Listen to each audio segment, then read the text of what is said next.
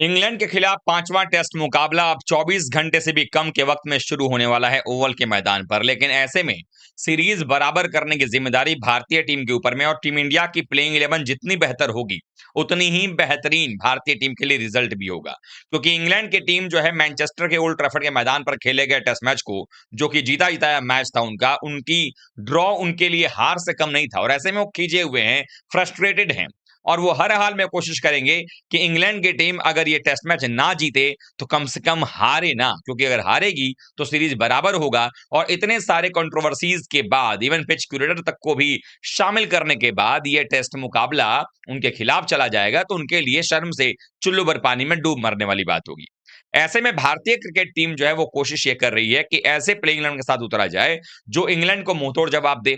और ऐसे में इंग्लैंड की टीम ने भी अपने प्लेइंग 11 का ऐलान कर दिया है। अब इंग्लैंड की टीम ने जो प्लेइंग 11 का ऐलान किया है, उससे एक और बात समझ में आ रही है कि इंग्लैंड की टीम के गेंदबाजों को, उनके कप्तानों को भारतीय प्लेयर्स ने इतना थका दिया फील्ड पर डाल करके, फील्ड पर लगातार दौड़ा दौड़ा करके इतना थका दिया है कि अब बेचारे समझ ही नहीं पा रहे हैं कि मैदान पे उतरे या ना उतरे। ऐसे में इंग्लैंड की टीम ने भी 3-4 परिवर्तन अपने प्लेइंग 11 में कर दिया है।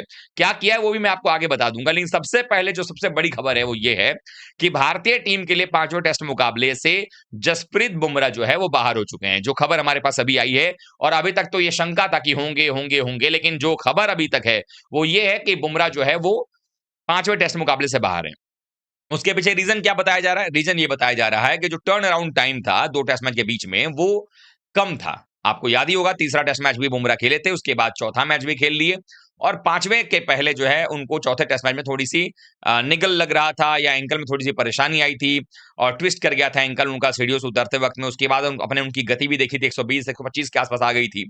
तो ऐसे में बुमराह के साथ रिस्क नहीं लेना चाहती है, और जो मेडिकल टीम है उसके तरफ से जो रिपोर्ट हमारे पास में आई है वो ये बता रही है कि जसप्रीत बुमराह जो हैं, अगर उनको लॉन्ग टर्म के लिए हमें देखना है खेलते हुए, लगातार आगे मैचेस भी होने वाले हैं, तो ऐसे में जसप्रीत बुमराह का बैक का भी ध्यान देना पड़ेगा, और प्लस जो है उनके पास जो इंजरी की ये बात हो रही है उसको लेकर भी ध्यान देना पड़ेगा।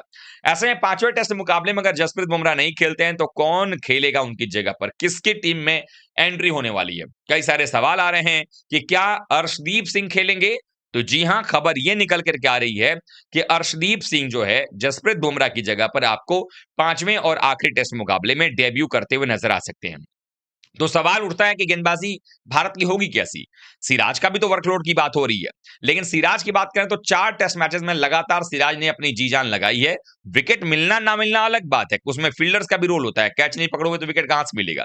लेकिन मोहम्मद सिराज जिस तरीके से भाग करके, दौड़ करके आते हैं, गेंदबाजी करते हैं, जिस रफ्तार को मेंटेन करते हैं, अनलकी रहे हैं कि इस टेस्ट सीरीज में उनके विकेटों का जो कॉलम है वो बहुत ज्यादा हाई नहीं है, लेकिन बहुत ही शानदार गेंदबाजी सिराज ने भी की है। और ऐसे में सिराज भी अगर नहीं रहते हैं बुमराह के साथ में, तो जो गेंदबाजी की यूनिट है, बॉलिंग लाइनअप जो है वो बिल्कुल सुना सुना सा लगेगा।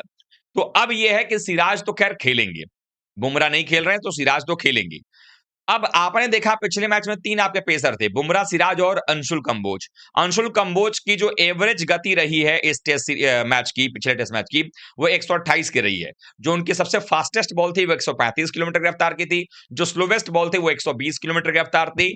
और पहले 8 ओवर के स्पेल के बाद जब अंशुल कंबोज अपने दूसरे या तीसरे स्पेल में आए थे, तो उसके बाद उनकी जो औसतन स्पीड थी वो 121 किलोमीटर के आसपास की थी, क्योंकि 120 122 122 121 ऐसे बॉल डाल रहे थे।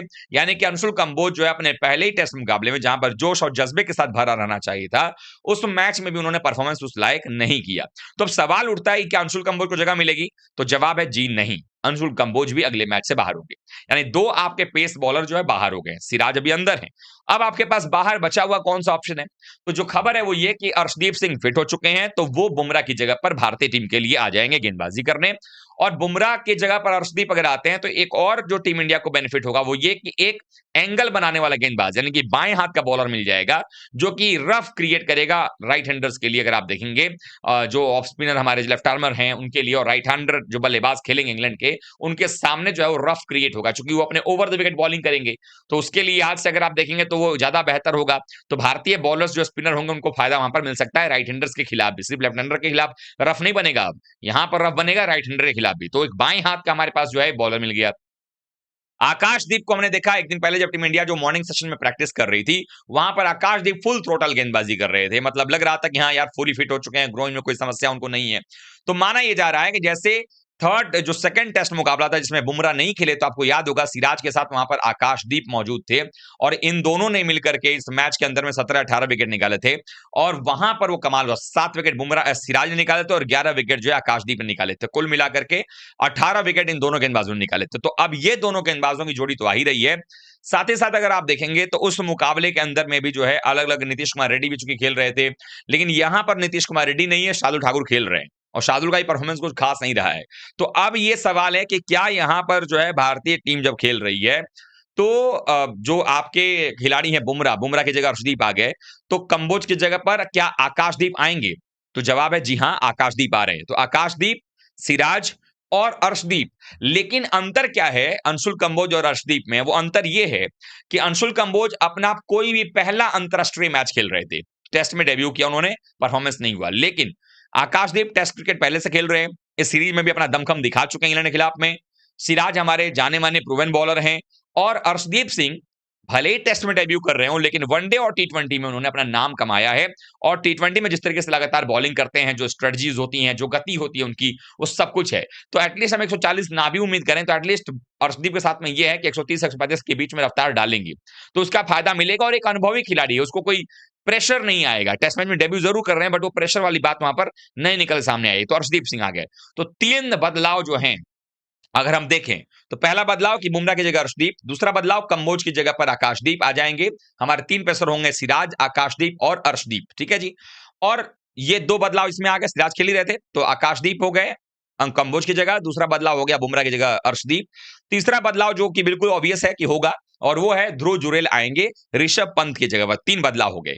एक जो पेंच फंसा हुआ है वो ये है कि क्या शार्दुल ठाकुर को निकाला जाए, क्या हम चौथे पेसर से समझौता करें और शार्दुल को हटाकर कुलदीप को लाया जाए? चूंकि सुंदर और जडेजा के बारे में अब सोचा नहीं जाएगा, चूंकि सिर्फ वो गेंदबाजी की बात नहीं हो रही है। अब इस सीरीज में बतौर बल्लेबाज भी आप जडेजा को देखेंगे और साथ ही साथ आप सुंदर को देखेंगे, क्योंकि नंबर 5 की बात करें तो वहां पर हो सकता है कि आपको नंबर 5 पर जुरेल आ जाए, 6 पर जडेजा, 7 नंबर पर सुंदर आ जाएंगे। तो 8वें नंबर पर क्या आपको शार्दुल चाहिए जो चौथे पेसर की भूमिका निभा सकते हैं, या टीम इंडिया ये सोच के बैठी है कि नहीं भाई इस बार तो कुलदीप यादव को खिलाना ही है, लेकिन मौसम जो है वो साथ नहीं दे रहा है, मौसम जो है बादल वाला है। बट हम सबको पता है कि छलावा यहां पर होता है जैसे ही मैच शुरू होता है, जब प्लेइंग 11 आ जाती है, जब खेल शुरू हो जाता है तो मौसम अचानक से साफ हो जाता है, पिच ड्राई हो जाती है। और लंदन में याद रखिएगा यहाँ पर बारिश अगर नहीं भी हो रही है तो सूखा पड़ा हुआ है और ड्राई है सरफेसेस, वहां पर घास दिखने के लिए होता है और सरफेस ड्राई का मतलब ये हो गया कि दिक्कत है।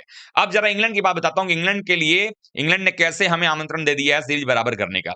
कप्तान बेन स्टोक्स जो भारतीय टीम के लिए सबसे ज्यादा घातक बने हुए हैं बॉलिंग के लिहाज से, अगर देखा जाए, बल्लेबाजी छोड़ दीजिए, बल्लेबाजी में जो उनका एज है वो तो है ही, बॉलिंग में जो बने हुए घातक वो स्टोक्स की बात करें तो उन्होंने रन भी बनाए हैं और इस टेस्ट सीरीज में सबसे ज्यादा विकेट जो है वो स्टोक्स के नाम है।